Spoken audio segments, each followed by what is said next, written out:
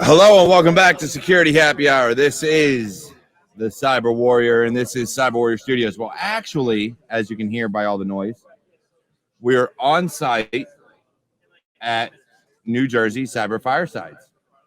So it's going to be a very, very interesting show. We've got a lot of things planned, and you can see all the people behind me.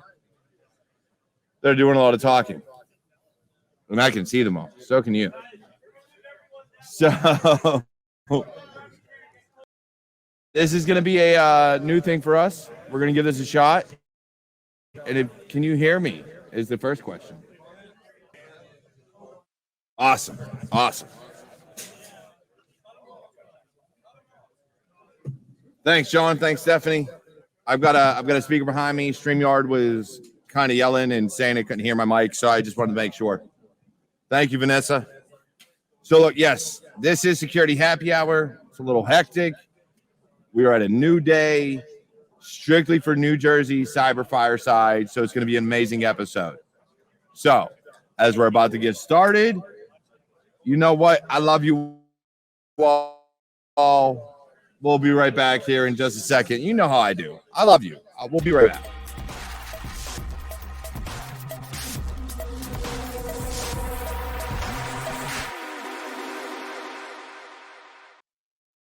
But anyways, look, hey, this is Cybersecurity. This is Security Happy Hour. I am the Cyber Warrior. This is CyberWarriorStudios, and we got a lot of people here. So we've got, I don't know, what, 75 people here? So this is what I want for today. We are going to do, we've got hunters and Databricks. All right, apologies. It's Databricks. Hunters and Databricks are our sponsors this evening. They are sponsoring not only my show, but New Jersey Cyber Fireside. So they are going to be the first two to talk, and then we're going to get into more and more with questions from the audience for everybody else that's here. And we are talking all facets of cybersecurity. So you name it, ask your questions, and we will get them answered, because that is the intent of today. You get answers from the professionals that have been doing this job for years. So it doesn't matter what field, whether it's auditing or red team or blue team or you name it, sales, we got them all. And if you want to hear from a few CISOs, we got them too. I don't know why, but we do. Apparently one of our sponsors sent a CISO. Apparently. Well, look, start asking your questions in the chat. We're going to get them answered. First, let's hear from... Who do we want to hear from first? Don't judge me. We're just moving camera. So, Brisky, if you just want to let them know where you're from and kind of give an introduction about yourself, and we'll go from there. Sure. Name's Israel Brisky, CISO. Good. CISO at MIO Partners, SEC registered investment advisor in New York City. Been there for about 5 years running their security program. That's awesome. So Brisky, if you were to talk to a junior in the industry, right, what would be something you would tell them to help them break in? Events like this. I got my start volunteering at networking events in New York City. So at the time it was New York ISSA, the local chapter, the OWASP New York City chapter, Cloud Security Alliance local chapter. So find your local chapters that have security, they're delivering security content monthly. Meet as many people as you can, and you'll learn. So you'll learn, and you'll also network.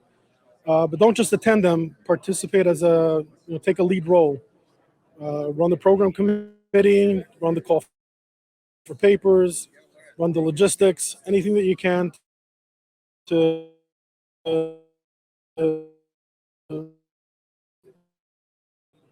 bring it with this.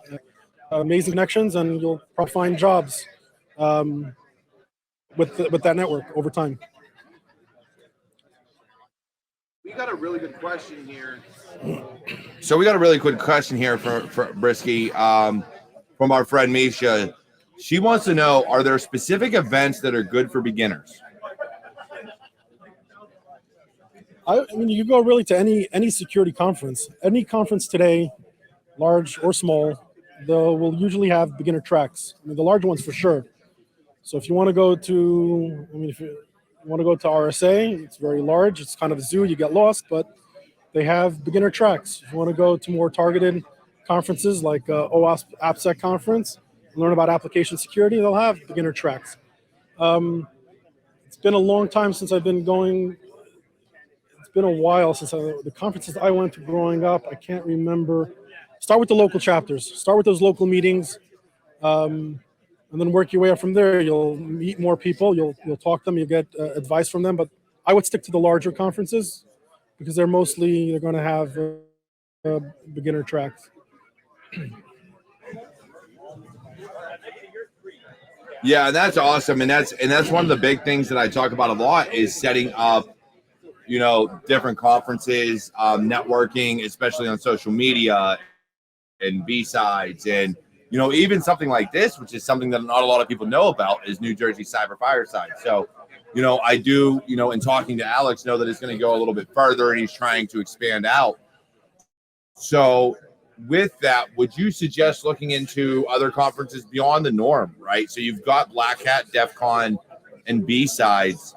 What other big conferences would you suggest that people look into beyond those, big ones? So if you're in financial services, I tell you to go to an FSISAC annual summit. So it's not easy to get into because you have to be working at a financial services firm that's a member of FSISAC. That's criteria. But if you're working at a bank or any financial services that is a member of the FSISAC, I would urge you to go to those. So they're very targeted to financial services. You get to meet all the other social security teams at other banks, and they're beyond banks now. They're credit unions, they're hedge funds, they're alternative investor firms, and it's really focusing on this industry. It's a very financial services have complex technology, complex infrastructure. You learn a lot in any of those firms, so I would say go check that conference out. Yeah, definitely. That's very important. And I think those are things that people neglect. Even us in our industry neglect is this, if you consider it, going to conferences outside of just cybersecurity. If you go to things like, your healthcare conferences, your financial conferences and things of that nature, then I think that it would lend to being able to speak more to the people that are on the ground floor doing the work versus just always talking to the executives that are just looking to spend money. Now you're talking to the people that will actually matter. So what would you say to someone who wanted to go to, say, I don't know, maybe a healthcare conference and it had no CISO, no cybersecurity, no nothing was involved, but as a cybersecurity person wanted to go there and hear what they had to say?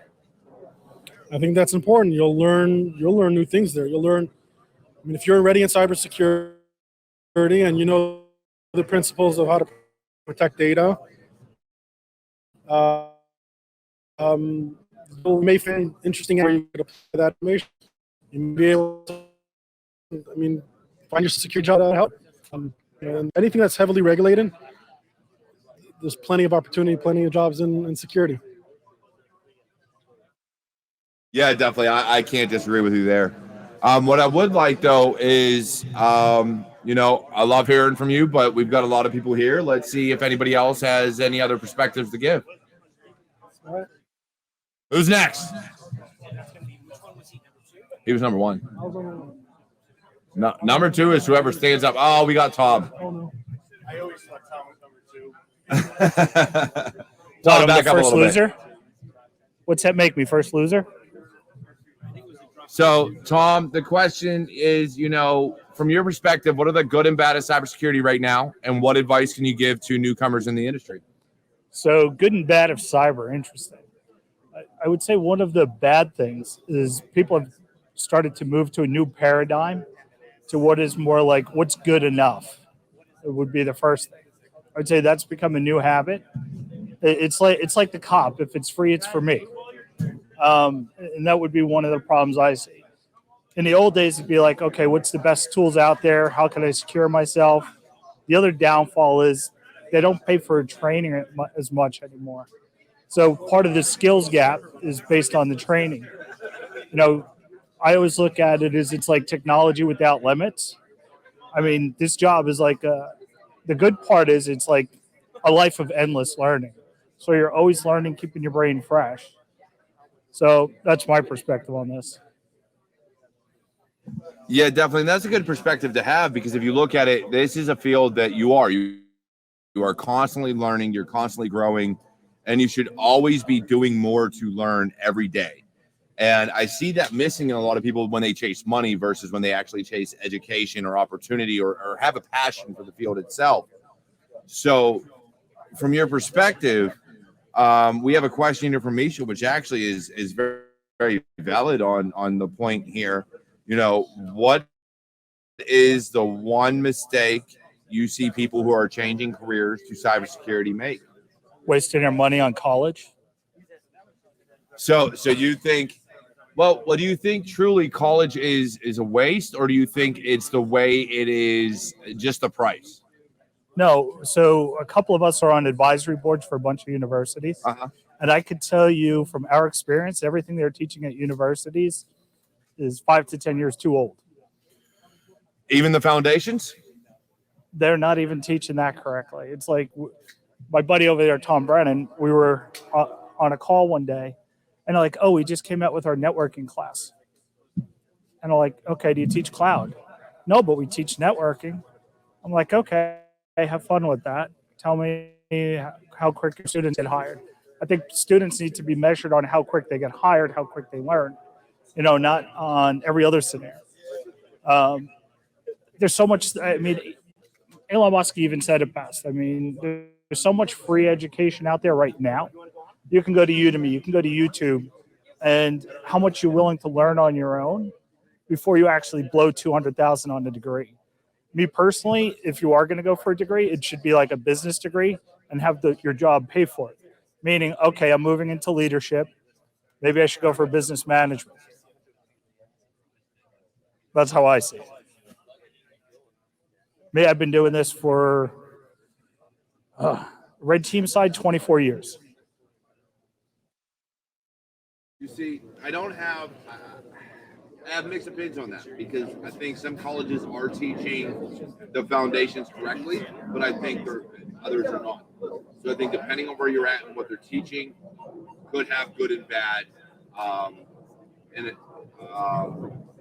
good and bad things about it.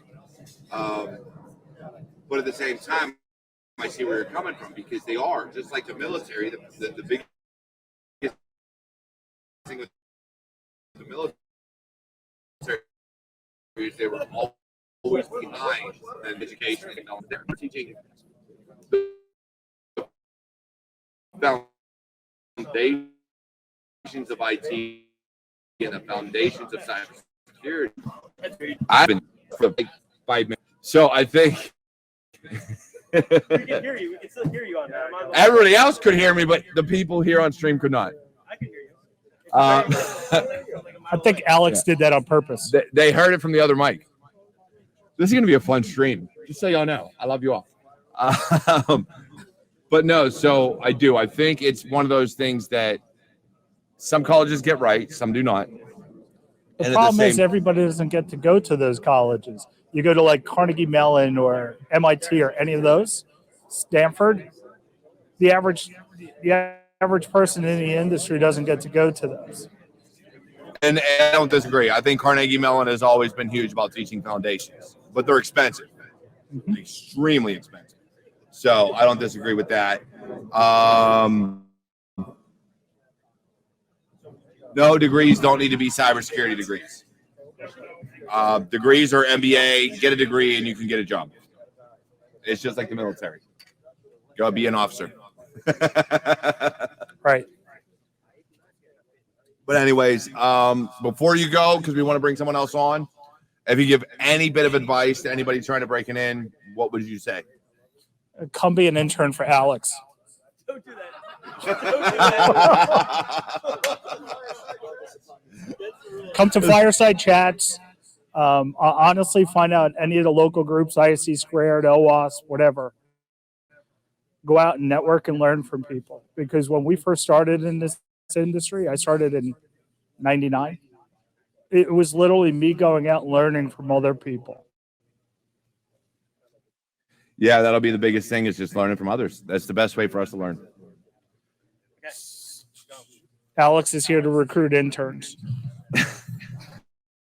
So we are going. We got someone new. So go ahead, hold, and go ahead and introduce yourself. My name's Sean Melito, and there's a delay, and it's really annoying. So I managing director, and I don't do this usually, as you can tell. Managing director for Cypher. We're a company that does ransomware negotiations and settlements and recovery and remediation. That's awesome. So I got a question here from one of my a good friends, an Army veteran. If you were asked to hire someone, what green flags, not red flags, what green flags would you look for in an entry-level resume? And what are some green flags you would look for in an interview with an entry-level applicant? On the data security side of things, forensics, recovery and remediation. Yep. You're asking the wrong guy. I'll be totally honest with you. I do the relationships between cyber insurance companies, breach coaches. That said, I got to think that my team would love people who are, willing to learn, that are disciplined. So what about from your perspective in sales or the partnership building that you do? So, yeah, it's a huge industry now, cyber insurance. You've got the cyber insurers themselves. You've got the cyber brokers who place the business with the end clients. You've got the risk management firms. You've got the vendors, like people who do what I do.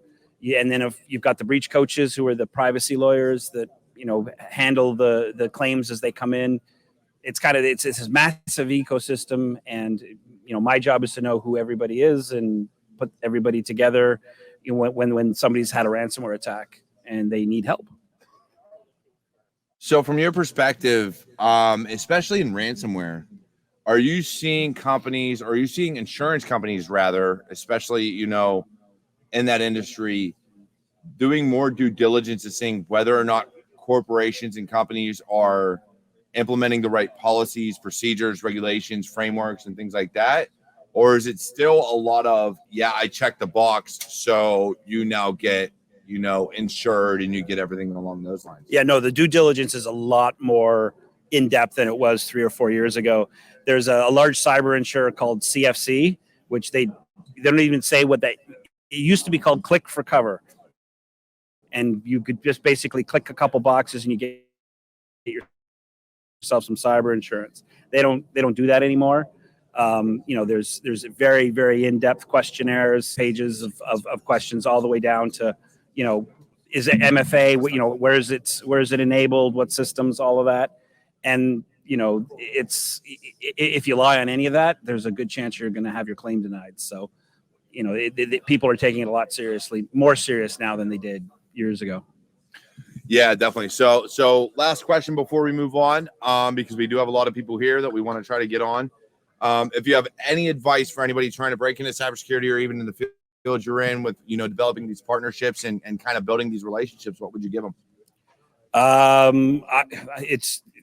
It's a great time to get in. I know that there's been a lot of layoffs, but we're not seeing it on the cyber insurance side of things. So if you want to get on the pre-breach side, where you work, doing pen tests, vulnerability assessments, I know a lot of companies are hiring on the insurance side or on the data security side there. And then anybody on the for any of the vendors, all where I work and where people like SentinelOne and people on the back end work as well. So yeah, definitely. And I want to thank you for coming on. It's been awesome having you here. So what we're gonna do now is we're gonna see who wants to come up next. Where's number 4? Hit the hot mic. Good job, man. Nice work. How are we doing today? Frank Angelelli. I am the managing director of MSOC. We are a managed security operations center, and our goal is to accurately detect attacks before they cause damage and either prevent them or respond quickly before it gets worse. So as the managing director of MSOC, attacks always happen. and you can't guarantee ever 100% security. So what would you say is the best way to, really lock down something like a ransomware attack or something that hits immediately? So complex question, but there's two aspects to SOC to understand it well. The first one is our adversary is sentient. So we're fighting against human beings. And the second one is they always have the initiative, meaning they can attack anywhere, anytime, from any place. It's almost like defending like England against a Viking invasion. And so at that point in time, one of the strategies that really works very well is military type strategies like Clausewitzian strategy. What you're trying to do is you're trying to defend at your strong point and attack them at their weak point. You're trying to interdict their operations where they're weak.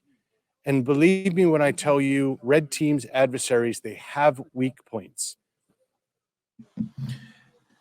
I laugh about that, and I was saying something because Natalie Baker, who is in the chat right now, she calls herself the SOC queen on occasion, depending on what you're looking at and what platform.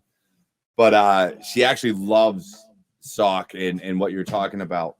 And so, one of the biggest things for her has always been, you have to be reactive, but also proactive at the same time, right? So you're trying to stop attacks at the same time. You have to be able to react. So in that same vein, how would the MSOC not only help prevent, but what is the reactionary measure? Like, where do you really put more of your focus when you're doing things? It's an excellent question. And so to describe that, I'll put it to you this way. Most people will spell a word the wrong way, but they'll spell it that same wrong way every time. You ever do this? I spell a particular word when I type it out the wrong way, but I do it the same way every time. Adversaries and attackers have the same issues. They will do repeatable patterns. They'll stick with what they know. They'll go for the path of least resistance. And so what you can do in that scenario is, as they come in an attack pattern, they're going to replicate certain things, and you can, almost like pulling the pin out of a machine that makes the whole machine fall apart. That's the goal. The goal isn't to solve this volumetrically because they can attack anywhere, anytime. And so there's commonalities in their attacks, there's commonalities in the adversaries, and if you can find them, you can drop them in very key points. Think about from a funding perspective. In SOC, people will always say, oh, we need more people. Why? Well, we need more people because they can attack from everywhere. Why? At the end of the day, the solution to that isn't in funding more and more and more with huge, huge amounts of money. It's about using those patterns to find out how you can interdict that adversary without an overwhelming amount of funding and cost and source. Because SOC is expensive, and we need to keep it manageable to manage the risk level. Yeah, definitely. Now, before we move on to someone else that we want to keep going with more and more guests, I want to ask if you had any advice to give someone breaking into cybersecurity right now. So you're talking your juniors, your college students, whatever the case may be. What advice would you give them? Yeah, so I would give you 3 points. In order to be successful, look for things that you like, that you're good at, and that people will pay you for. If you can make those 3, you will make a career. I love that. And honestly, thank you for being on and thank you for being here. And you know what? Here at New Jersey Cyber Firesides, we got a lot of people back there. Holy jeez. We're going to keep it going. But with that, let's get someone new here on the stage and let's hear what they have to say. Who's up next? You want to go? Let's go, Andy. We'll get you at one place. We're going to continue. All right. So, Andy, why don't you give a little bit of an introduction, who you're here with and what you're all about? Yeah, Andy Hutchinson. I am a solution architect at Databricks, and I support the financial services vertical as well as the cyber SME. That's awesome. So, being involved with that side of things, so is it right for me to say you're more involved with the sales side of how things go? Yes, but at the same time, I have to make sure that our sales reps guide the customer in the right technical direction, and they're not promising things that we can't deliver on the technical side. So while day to day I spend a lot of time with sales folk, when I'm working directly with customers, it's mostly technical engineers, directors, things like that. And then in the cyberspace, it's directors up all the way up to the CISO. So from a Databricks side, give me a little insight. Being from Databricks, it's something I haven't heard of before. It's a new company to me. Give me a little insight on how they are innovating and doing things different. Yeah, so those who are familiar with Databricks, we are the pioneers of the Lakehouse platform, which is bringing together the centralization of data warehousing and data lakes under one roof. But we also have a kind of advanced cyber SME group. We have a lot of ex-government, ex-Splunk, who have started building things into the platform that make data ingestion at scale easier, as well as detections and automations into the platform based off those data that, we're talking about petabytes worth of data and not just small terabytes. And that's huge because, when I look at SIM, when I look at data lakes, when I look at all these things that ingest data, being able to parse it, being able to really ingest it and do all this different things with it, having that capability is huge. So in that space and what you do, as a solutions architect and being what you're able to deliver through Databricks and things of that nature, what would you say is the key factor to being able to get to where you're at and have the knowledge in this space of Databricks, kind of what they do? Honestly, when I first started Databricks, I didn't know anything about Spark. I didn't know anything about cybersecurity. And the best way I learned was by doing. I built my cybersecurity background by helping one of the largest media and entertainment companies build out their cybersecurity stack and, learning with them and educating them on all the things Databricks can do. That's huge because I think when you look at it, being able to learn from the ground up, being able to, no matter where you come from, you can really pick up on the field. So as you were learning, as you were growing in the industry over the past few years, what would you say was the biggest asset to you in being able to learn that? All of the people around me, and the fact that when you're able to ask questions, they'll give you, very straightforward answers. And if you don't ask questions, you're never going to learn from people who know what they're talking about and the experts in the field. And that's awesome. And I got one more question here. I don't know if you're going to be able to answer it, but we're going to figure it out. How can you get an entry-level internship for Databricks? We actually have a pretty robust internship program, usually both from a engineering perspective, and we may even branch out into the Canada headquarters as well. That's fantastic. I love internships. I think the more internships that are out there, the better. Final question, and this one is for me personally because I always throw it out there. What advice would you give to any newcomer breaking into the cybersecurity space? Don't be afraid to ask questions. Google is your friend for you to get started, but surround yourself with people who know what they're talking about and experts in the field, and lean on them for your early education, and then grow from that. That's awesome. So this is what I'm gonna do, guys. I'm gonna give everybody here, we're at about 30 minutes in. I'm gonna give them all a 2-minute break, and we are gonna roll with it here in a minute.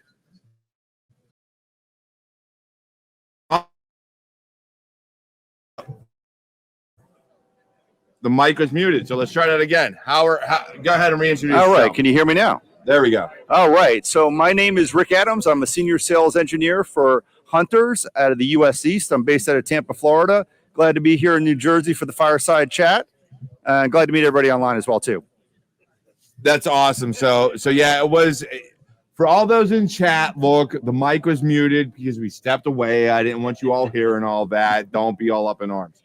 But anyway, so you're here from Hunters. So as you're here from Hunters and you are one of our sponsors, yes, give me a little insight on what Hunters can do. So Hunters effectively we're working on what we call about move beyond SIM. Okay, so we're effectively a SIM replacement. So if you kind of think about in terms of like SIMs, a lot of folks today are very, very unhappy with where their SIM deployments are. from a cost ingestion perspective, you kind of think about the fact is SIMs are very costly, right? Data ingest is extremely costly. The other thing that we do is we are really automating the meantime to identify and respond to incidents, okay? So what we're doing is we're automating the data onboarding process. We're taking best of breed data sources from all the various vendors out there, and we're effectively building that into a data pipeline. Now, our data pipeline is built on top of Databricks as well. So we actually do Databricks on the back end to actually align that, which is really cool. So we're actually building out a security data lake for our customers. So we're building that into a common schema, and then we feed it into what we call our detection pipeline. Now, the cool thing that Hunters does is right out of the box, Hunters has a number of hundreds of detectors that are built out of the box. So your analysts and I am curating and building detectors. They're not parsing data, they're onboarding data. We actually simplify the onboarding of the data process. And then effectively what we're doing is we then feed it into what we call our investigation engine. So what we're doing for an analyst, tier 1 to tier 3, is we're simplifying the time it's going to take them to onboard, detect signals from the actual sources that we're bringing in, and then we're doing the cross correlation of those data sources. So what we're actually doing is we're actually tying, for instance, your EDR source to your identity source, to your cloud source. And we're actually not only building out what the actual alert was, we're tying it to all the events in the attack chain. So that's what we're doing with Hunters, really kind of simplifying that time for the tier 1 to tier 3 analysts to identify and respond to those incidents. So that's essentially what we do in a 10,000-foot view. That's awesome. So as I said, we have our SOC queen here, Natalie Baker, and Natalie has asked an amazing question, and actually two now. Sure. So the first is, are you a SOAR? No, we are not a SOAR platform. So what we are, we do have essentially everything but the R in the SOAR, right? So we can do the automation and orchestration, but we're not the actual response, okay? So what we're doing is we're not a remediation engine. What we're going to do is give you the fidelity. We're going to cross stitch all the different data sources together and do the auto investigation. But the remediation sources are typically tied to third-party SOAR vendors. So for example, we partner with Tynes and Torque to actually build out playbooks that actually do the remediation steps for our customers, right? So that's not what we're doing. We're not focused on the remediation part of the SOAR. So we're not a SOAR platform now. All right, and so now we got another question from her. Sure. Do you cross-reference to any compliance standards to make ops life easier? Yeah. So, for example, if you think like compliance, I mean, you're talking about like NIST or something like that, or looking at like different like our. So one of the reasons why I asked the question is because one of the things that we align to from a detection perspective is we're aligning to the MITRE ATT&CK framework. So everything we do with our platform is aligned to MITRE. And then in addition to that, we have a team of threat analysts that actually add additional threat techniques into the MITRE ATT&CK framework for our detection rules that are built into Hunter. So we actually show you the coverage, the gaps, and essentially what we call the what if scenarios on new data sources that we would onboard. What about Fed? So we're FedRAMP certified today. We're going through that process. So it's going to be, it's obviously it's a lengthy process, but today we are not FedRAMP certified. Yes. All right. And so this is going to be the last question I take from Natalie on this. Dang. She's killing me today. Do you partner with Swim Lane at all? So I don't know off the top of my head if we actually partner with Swim Lane. It's like, I don't know if that's something, I'd have to double check to see if we do that specifically, but I don't know if that's actually Jared, who's here, would probably know that better than me. But I don't know off the top of my head. So that's awesome. And so, I'm trying to get more. We got a ton of people here, so I want to get more and more through. So not to cut you short, but if you can give any advice to somebody breaking into cybersecurity, and especially what you do, what advice would you give them? So actually for me, I actually got into cyber about 7 years ago. I'm formerly Cisco. I actually came over to Hunters about a year ago. I got into actually the SIM space about a year ago too, as well. And I will tell you honestly, and I've heard a lot of folks talk about, careers and where they're trying to establish themselves. I've been in this business for 35 years. I'm going to tell you right now, this is clearly the space to be in, specifically on threat detection and analysis. And I'll tell you, this is an area that I think most folks should really focus. It's actually been the most valuable for me and actually my colleagues. And so I feel that, obviously the folks that are like kind of listening on this podcast, if you're kind of going through this, yes, you talked about the fact we don't have to go for formalized schooling, but definitely, I would definitely focus on, threat analysis and detection, because this is what we're actually doing on investigations. and that's typically where I find a lot of the growth is happening in the business. So that's kind of like where I come in from my perspective. It's only an opinion. It's not a fact. So that's where we're coming from. So That's awesome. And thank you for being on. And look, this is what we're going to do. We're going to keep it rolling. We're going to keep it moving. all right, We're going to keep it going. So let's Sounds get good. someone else up to the stage. I think we got one more coming up. There you go. All right, hopefully that went okay. Actually, I need to get your contact info for now. Oh yeah, sure, absolutely. You gotta love answering questions while I'm on camera, not realizing I'm on camera. You know, it happens. All right, anyway, so we got someone new coming up to the stage. You're gonna answer some questions, but first, let's get an introduction. Hey, is your mic hot? Is it red or green? Green. All right, you're good. All right. Hey, I'm Josh Berkowitz, the owner of Crestview Public Adjusters. We represent policyholders when they have first-party claims against insurance companies, and we're here just to, get more educated on cyber insurance and help people understand what we do. So knowing that, what I would like to do though, so about this is, tell me a little less about the organization. Now, tell me a little bit more about you, because we got a variety of people. So I got to talk orgs and I got to talk people. So we're gonna get a little bit of everything in here. Sure. So, so for today, give me a little update on how you got into cybersecurity and kind can of you what hear you me? got going You on. can hear me, right? Does the sound work? You're okay. good. So my background is really representing owners of real estate, commercial owners of real estate when they have property damage. And a couple of years ago, I met with an individual who represented big companies when they got breached against insurance companies to represent them. So being an expert in the field of representing policyholders against insurance companies with property damage, I started getting more educated on the subject about 2.5 years ago. And then we got our first lead in our first claim. So after handling that and getting our feet wet, we started building up what we call like a cyber ops team to help us and help our clients when they have claims against insurance companies in the cyberspace. So that's really how we've kind of evolved. I became an expert on the property damage side, and using those skills, negotiate with insurance companies on behalf of policyholders, kind of using that to our advantage to help the policyholder out. That is absolutely awesome, because it just shows the transition of being able to do one career field and bring that into the other. And that's a lot about what I talk about, is being able to take what bring that into cybersecurity and be able to establish that. So that is absolutely awesome. And I love hearing that. And so going from that, what do you think was the biggest benefit? Whether it's a hard skill or soft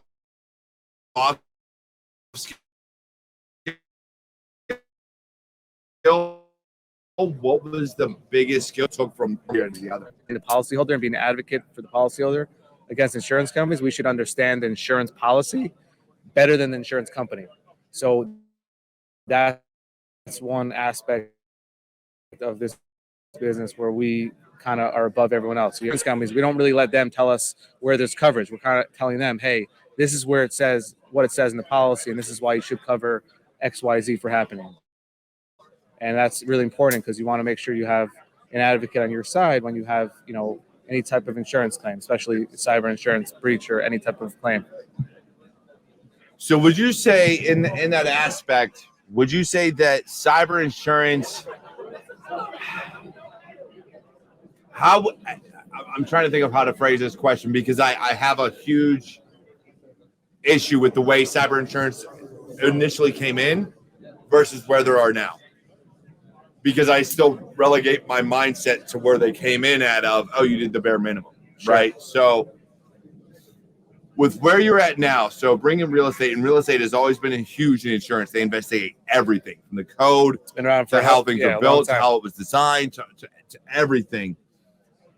Do you think cyber insurance is at that level, or do they still have a way to go? They still have a ways to go. I mean, I've been doing this for 6 years. I've been in real estate for 15 years, but they still have a long ways to go. There's a tremendous long way to go. I think to be honest with you, what's scary is what's gonna happen in 5 years from now, because insurance companies are losing a ton of money by paying out claims. So are they still going to be in the space of insuring cyber insurance? That's what really could be potential here. But hopefully they stay in the space, and they're just going to make it stricter for people to get insurance. and they're going to increase premiums because they got in, when you were talking about the start of the space, when they started getting to the space, premiums for anyone to get insurance, and people were talking about earlier, to get insurance, within 30 seconds, you can have cyber insurance. That's no longer available to anyone at this point. They have to have pen tests, different, steps to take in order to get insurance now. So there's still a long ways to go, but that's all the more so why there's more of a need for someone on the policyholder side to help out, against the insurance. All right, so I got two more questions for you. The first one is,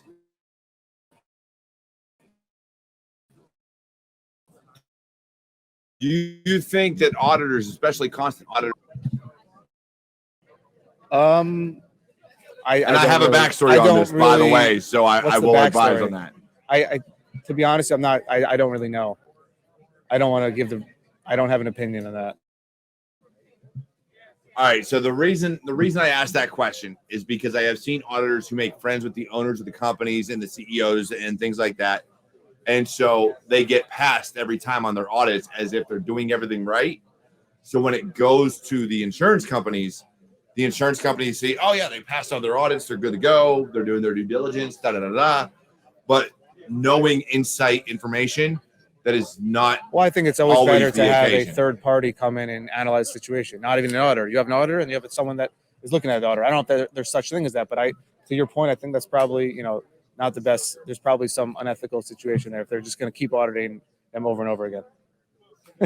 You're absolutely right. And that was the big thing I was getting to is being able, I think there needs to come into play. If you're going to have auditing and insurance, you need to have auditors change every year, 2 years, whatever the case may be. There needs to be a plan in place for the insurance adjusters to be able to say, hey, you had the same auditor for like 10 years, the same exact guy. There's an issue here. Sure. And so I think that's where a lot of the problem comes into play. Now, the final question is, and like I've been doing this entire night, if you could give any advice to anybody breaking into cybersecurity, whether it's in insurance or whatever you know about cybersecurity, what advice do you have to give?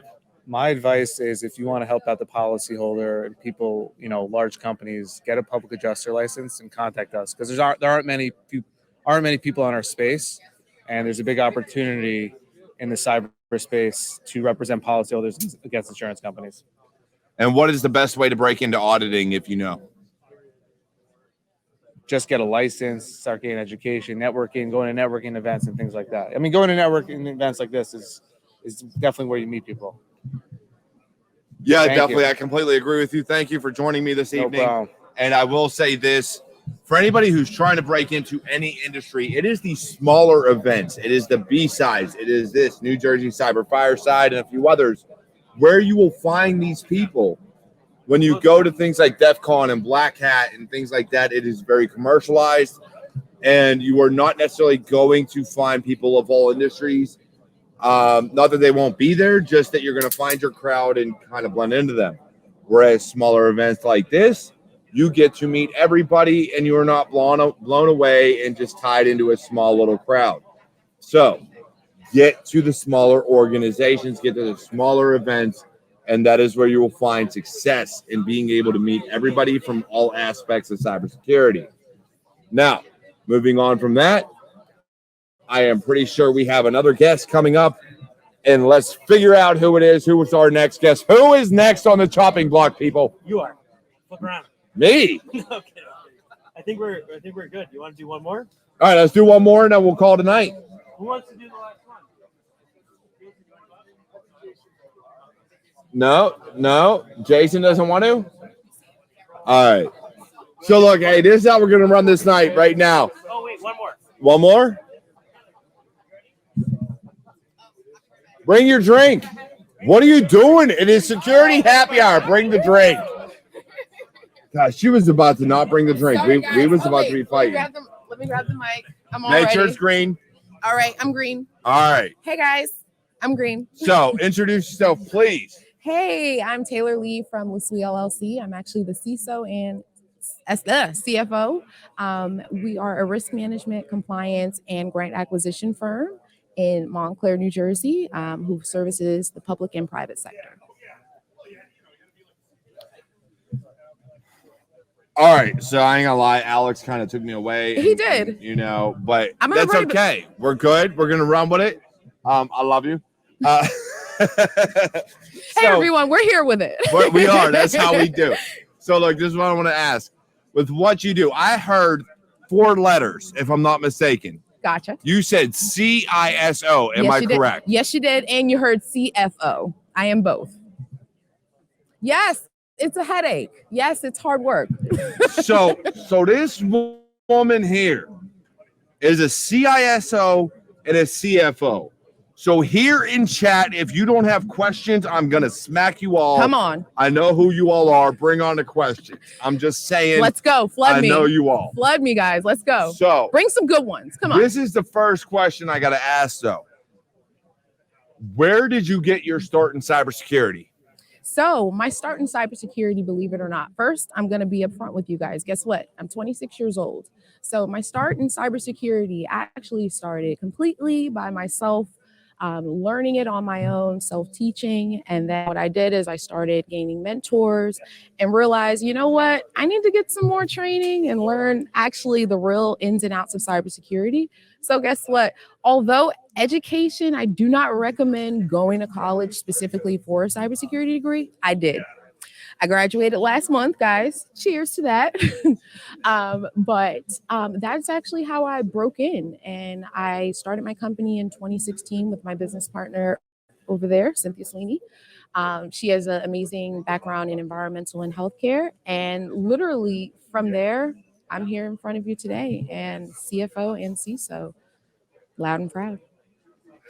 So I have just been informed that if I do not mention my good friend and a fellow warrior, Moanawa Tarver, to you, she is going to kill me. So I'm going to mention her to you, and you need to talk to her. We'll get connected. We'll change details. Absolutely. I got a lot of people that would love to work for you. Just so absolutely. I like to hear that because literally we've actually launched our summer internship program, and it's actually been amazing. So guys, we will be actually launching another internship program after the summer internship program. So for my students, come on out. There's cybersecurity internships. We have Infosec security internships, as well as marketing and so many others. So guys, come on down. That is absolutely awesome. I've got a lot of people in this chat. So I you know, me and you were just meeting today. It's just started. I know that.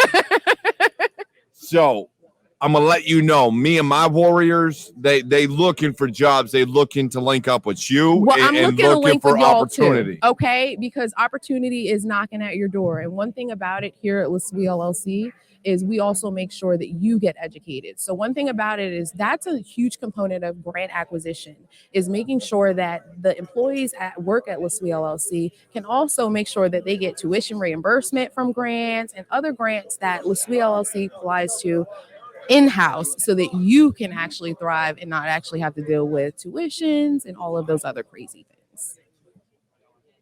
I gotta say this because here's the thing: a lot of what I see, hey, I've got Natalie Baker, again, the Sock Queen, who wants you as a guest on her podcast. Yes, Sock Queen. And we are going to get you as a one-on-one on mine also. Yes. Beyond all this, you're coming one-on-one. We're going to do it. All for it.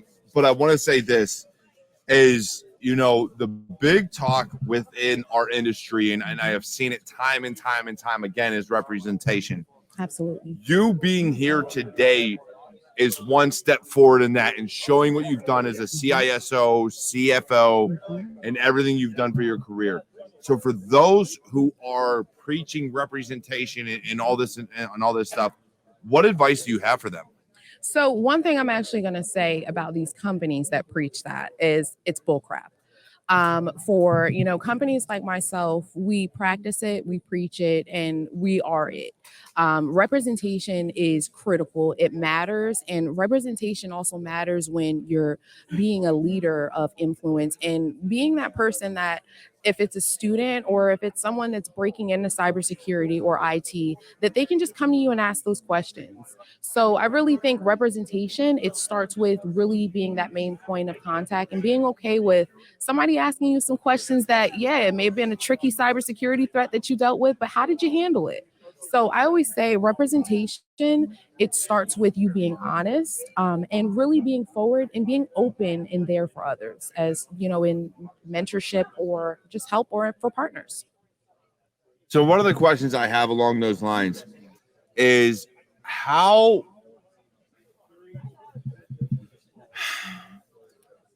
hard did you find it getting to from where, again, I'm 36 years old. I'm not in your position. I'm not where you're at. I don't know what the hell stopped me from getting where you're at, but you are damn well ahead of me. And I ain't even mad at it. I'm going to learn from you. That's right. So with where you're at in your career, with the things that you've done, Mhm. what drove you to there? Was it upbringing? Was it family? Was it support? What got you to where you're at?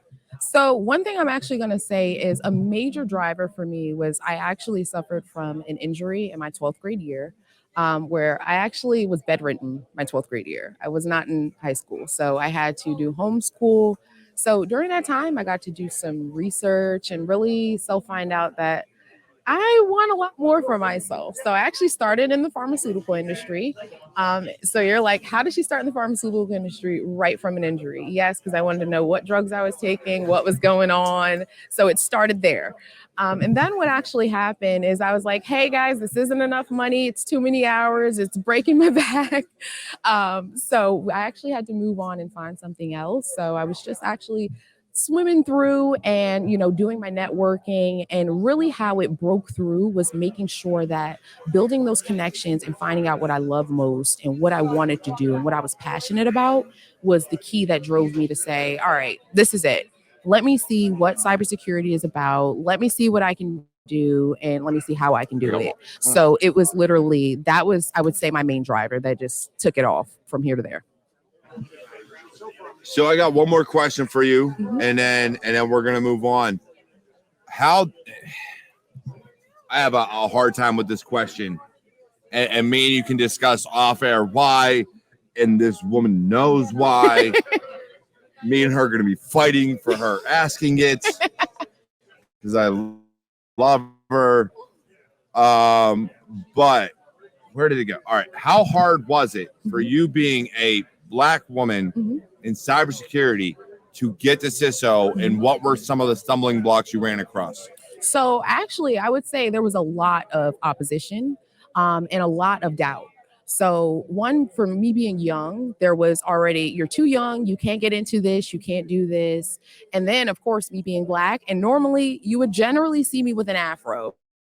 So I normally, if you see my LinkedIn, you can find me on LinkedIn at Taylor Lee. You would see me with an afro generally when you see me walking around. So actually, I would say the hardest thing about that, and some challenges that I faced during that, would be a lot of opposition and doubt. So that made me say, the heck with that. You go ahead and doubt me, because I'm going to prove you guys wrong, time after time. And then another thing I would say is that I guess would be an opposition was always making sure that you're resourceful, and valuable. That has been a major driver for me, and really making sure those stereotypical views and different things that you deal with, especially for people who are Black, that may face. So I always bring value in that room, bring knowledge in that room, bring something new, and you can change the view. So I would say in the beginning, there's tons of opposition, but after you really make those views change about you, you usually are respected just like everyone else in the room. So I have one last question for you. Me personally, and this is coming from me. Do you feel that, and it's because of our political climate, so I'm going to ask this question. I love that. Bring it. Do you feel being a Black woman has held you back from where you want to be in life? So I love this question, because I even get this question from my community. I'm going to completely say what held me back was completely myself. I'm not going to say it held me being Black. I go for any opportunity that I want. So what that looks like is, if I want to own my company and I want it to be the leading risk management, compliance, and grant acquisition firm in New Jersey, that is what it's going to be. I have to work toward it, and I can get it. What of course, everyone's not going to love me. Everyone's not going to love what I bring, but you have to also look at the side of things where um, you don't have those things don't matter to you. Your goal and what you want to come out of it matters. So I would say that should never and has never really stopped me personally. Others maybe, but no, don't let it stop you. Let it be an amazing driver and influence for you to keep going. I absolutely love that. Thank you for joining us this evening. Thanks, We're gonna guys. get one more guest on this show. All right. And I gotta say, I've got to get your information. Natalie Baker on LinkedIn, and she's a good friend of mine. Saw Queen, she's gonna get your information. And I gotta hook you up with Mrs. Tarver. I've been drinking, so she knows I ain't gonna pronounce her name right. I'm gonna hook you up with her. She is a good friend of mine. She's one of my warriors. She's my sister. We're gonna get it all hooked up. All right, cool. Let's get awesome. Let's get one more up here. We got one more guest. We got to get up here. That one just, that sent everybody up. So we're gonna go. We got one more. Let's go. Who's coming to the stage? Who's coming to the stage? Nobody? All right, look, we got to go to keynote. This is New Jersey Cyber Firesides. We're going to go keynote, get on with the show. Look, I love you all. This has been Security Happy Hour. I'm all here for you. And I will talk to you all this Friday. So y'all take care and enjoy yourselves. Awesome.